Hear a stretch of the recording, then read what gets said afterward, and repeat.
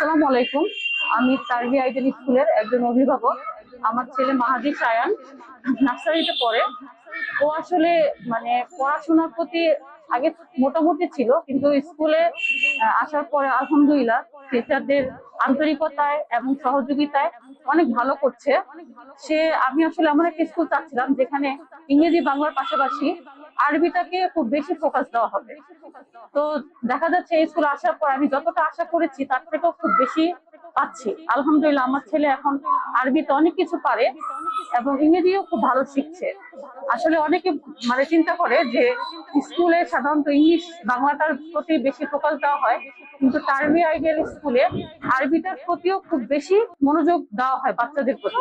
টার্মি স্কুলে যে সাধারণত যে পড়াশোনাই শুরু হয় সেটা না, আদার্স অনেক অ্যাক্টিভিটি বাচ্চাদের সাথে করানো হয়, যেমন নাচিট করানো হয়।